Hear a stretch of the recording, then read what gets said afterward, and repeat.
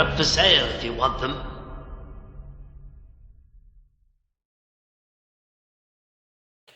Hello there, only one Kenobi here, only one. This is my watch history on eBay here. I just thought I'd share some results of an auction tonight that was happening, and it wasn't just any auction, it was Star Action Figures, who are a company in the UK, and they must obviously have a little bit of an archive tucked away, and they were selling some stuff last week, and it was to our sort of shock that we saw Aura Singh going for like nearly 150 quid. It was 140 something, but anyway, I was watching this auction today, and here are some of the results here. I'm just sort of scrolling through randomly. These aren't in the order of when they fit. Look at that one there. Wow. These aren't in the order of when they finished. I don't know. I was having trouble with my refining earlier, ending soonest. So that wasn't it. That wasn't the order. That was something else I was watching. And that ended with, my God, look at that. See, that's an old Star Wars, vintage Star Wars. It ended less than some of this modern stuff. Amazing. So anyway, starts with Bom Vim Dim there, £22. That's, he's never been something that has, cost a lot of money. It's unpunched though.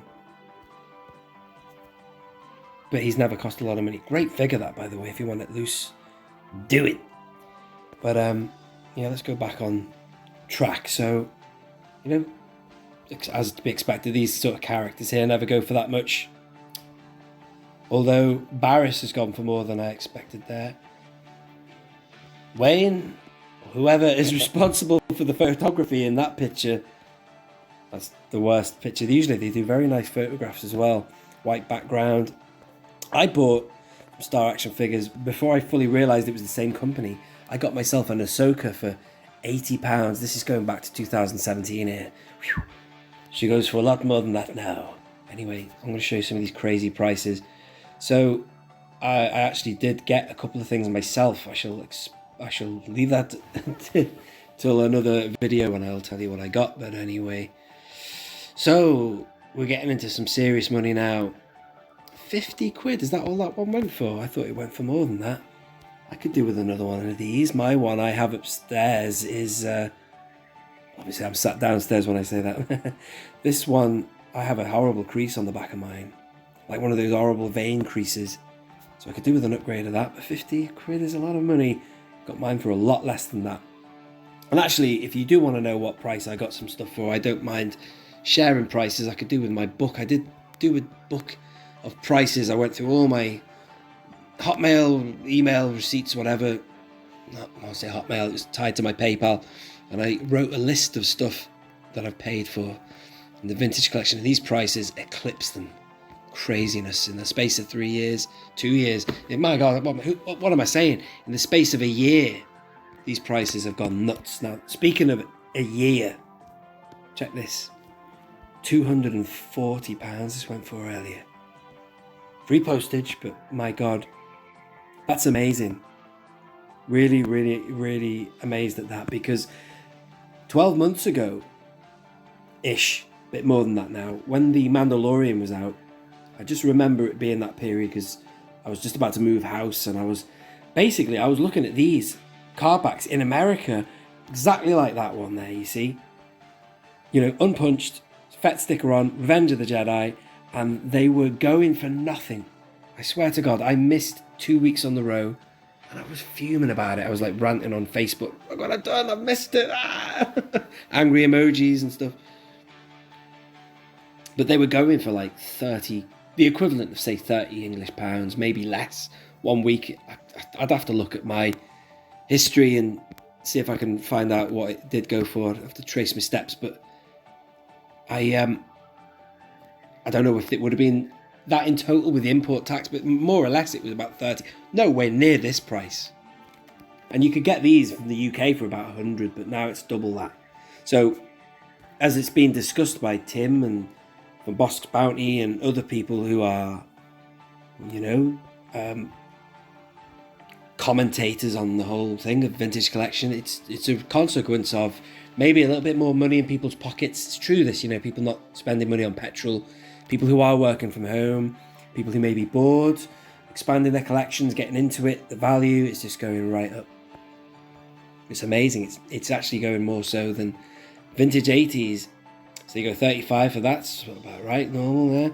This went for 167 earlier. It's quite a lot of money, but that's an auction, obviously. I mean, the crazy thing is, going back to that FET, right?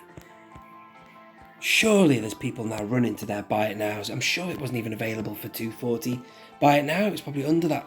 I'd never had it listed. I've never seen it that expensive, even for sale, let alone an auction ending on that. So people will probably be adjusting now their buy it now offer prices or whatever, and it'll just keep going up and up and up. So 55 for that, that's about right. You know, that's always been an expensive figure. Somebody in my live stream last night, pressed the wrong button there. Somebody in my live stream last night, I'm trying to sell one like it, asked about this, and they said, you know, do you think they'll put it in the Mandalorian card? And I don't know if they will, but I remember this one, I ended up getting mine in a job lot of Attack of the Clones, you know. It was like I got 5 figures in one set, and if you divided it by 5, it worked out about 23 quid a figure or something like that. But I remember that Battle Droid was always quite hard to get. Look at this Starkiller going over 100 now. I think I got mine for 50 back in 2016 actually, tell you a lie. I got my entire vintage collection that you see. If you are a subscriber, you know what I have in my collection. I got that between the years of August 2015 and I'd say mid 2017, and then I've done what I've done tonight, which is pick up a few little variants that I need. Django, always been expensive, but look at that, amazing, 107. These are all free postage, so we don't have to do any maths on postage. We can just see a fat price in front of us. 90. See, I'm surprised this guy hasn't gone any higher, because he was always one of the more expensive ones going back a few years. He had a massive rise in price. I'd say he was about, say, I got mine for about 40 quid, and that was like very early days of my collecting, the end of 2015, and you know, that was a higher price thing.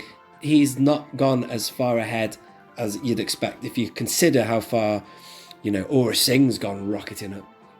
And this one, that's interesting that it's under 100 for the Rebel Fleet Trooper. Isn't that me? Sorry, I beg your pardon, I'm talking crap. The Rebel, oh my god, I still can't say it. The Republic Trooper, the old Republic Trooper. That surprises me that he went for that. I thought he'd be up there with Ahsoka and all the others. £47 for that. 107, that doesn't surprise me. This was always one of the more expensive ones. The Sand Trooper variant, the VC112. And there's a Wicket there. And this has always been an expensive. So they were good figures. These are like the ones that, look at this, you see. There's another one that's always a premium. These are great figures. All of them are great anyway, you know what I'm saying? But these are the ones that, look at this one. Sought after ones, I mean. And this is no exception. That one there, the Tidarium hanger. And then we've got Darth Vader there. This one had a little bit of, with the unpunched card back there, you see. It's rarer, I'd say. I don't know. I nearly said Aura Singh. No, Zam Wessel. Look at this, Weequay. It was an interesting listing tonight, because these are all the ones that always used to cost a lot of money. And the red, I had to go at this one actually, because I did have the red variant. Manny, MG Villain, if you're watching this, you always told me that this was really expensive. I couldn't sell it. I opened my one in the end. Mine wasn't punched, like unpunched, I beg your pardon. Mine wasn't unpunched, but I tell you what, I couldn't sell mine a few years ago. But I wouldn't have minded that to go with my brown bandana one. This surprised me that this didn't go any higher than that. 71. And that is about it. Oh, there's more. This is a different seller. This isn't thingy anymore, is it? Star Action. But still, I've been watching a few things. Look at the photography on this one. Without wanting to criticize, I'd never sell something by using a flash. It just doesn't look very good. You got to sell it. You got to do some decent lighting, haven't you?